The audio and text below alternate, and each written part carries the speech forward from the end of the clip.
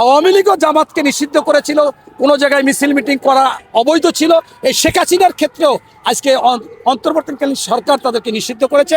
অর্থাৎ তারাও পদ পদবী দলের কথা মিছিল মিটিং কোথাও করতে পারবে না, এবং এটা স্বরাষ্ট্র মন্ত্রণালয় থেকে কঠিন আইনের আওতায় আনবে।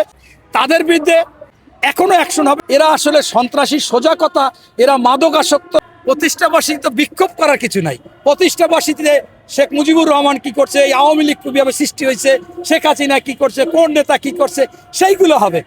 বিবেক কাজ করে না, আবেগ কাজ করছে। ওই ধরা পড়লে ডান্ডার বাড়ি যখন দেয়, কয় যে আমি 300 টাকায় আইছি। মধ্যে ছাত্রলীগের একটা হুন্ডার উপর মুখ টুক ঢাইকে ঢেকে হেলমেট টেলমেট দিয়া একটা মিছিল আসতেছিল, সেইখানে পুলিশ যাওয়ার পরে বলছে কোপাবে, আসিস না, এইটা সেইটা। এরা আসলে সন্ত্রাসী, সোজা কথা। এরা মাদকাসক্ত, নেশাগ্রস্ত এবং মাদক সেবীদের টাকা পয়সা দিয়ে এগুলো নামাচ্ছে।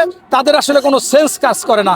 ওই অনেক সময় শোনেন না, হাইসা হাইসা বলে যে আমার বিবেক কাজ করে না, আবেগ কাজ করছে। ওই ধরা পড়লে ডান্ডার বাড়ি যখন দেয়, কয় যে আমি 300 টাকায় আইছি, আমি আসলে নেশা করি, আমি ইয়াবা খাই, আমার এই ইয়াবা দিছে, এই সমস্ত। অতএব এই কথাও কোনো কথা নাই।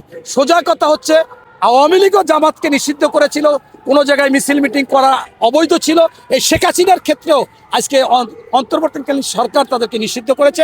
অর্থাৎ তারাও পদ পদবী দলের কথা মিছিল মিটিং কোথাও করতে পারবে না, এবং এটা স্বরাষ্ট্র মন্ত্রণালয় থেকে কঠিন আইনের আওতায় আনবে। তবে আমি মনে করি এই শেখ হাসিনা যারা নিরিবিলি কিছু লোক আওয়ামী লীগের যারা অপরাধ করে নাই, দলেও পদ ছিল না, আওয়ামী লীগের সমর্থক, এদের জন্য ক্ষতি বয়ে আনতেছে।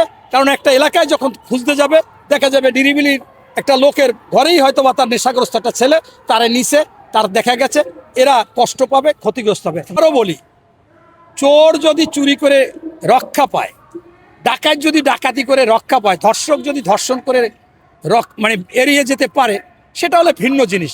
কিন্তু সে হচ্ছে অপরাধী। চোর চোর, ডাকাত ডাকাত, ধর্ষক ধর্ষক। তাদের বিরুদ্ধে বড় অ্যাকশন হবে, এখনো অ্যাকশন হবে। তবে আমার কথা, আইন শৃঙ্খলা বাহিনী সতর্ক আছে। যদি ভোরে 6টার সময় উঠাইয়া কোনো জায়গায় আলো জাগালাইয়া কোনো একটা মিছিল করে বা কোনো কিছু করে, এই বিষয়টা তো আসলে আপনি কোনো প্রোগ্রাম করা হলো না। তারা যদি আপনাদেরকে প্রেস রিলিজ দিয়ে কোনো একটা মাঠে, কোনো একটা ক্লাবে, কোনো একটা জায়গায় সভা সমাবেশ করে, আলোচনা সভা করে, তাহলে হবে। এই প্রতিষ্ঠাবাসী তো বিক্ষোভ করার কিছু নাই। প্রতিষ্ঠাবাসীতে শেখ মুজিবুর রহমান কি করছে, এই আওয়ামী লীগ কিভাবে সৃষ্টি হয়েছে, শেখ হাসিনা কি করছে, কোন নেতা কি করছে, সেইগুলো হবে। এখন আপনি এক জায়গায় হঠাৎ করে দৌড় দিল, এই দৌড় দিলে তো এটা তো মনে করেন ওই গরু ছাগল দৌড়ায়, কুকুর দৌড়ায়।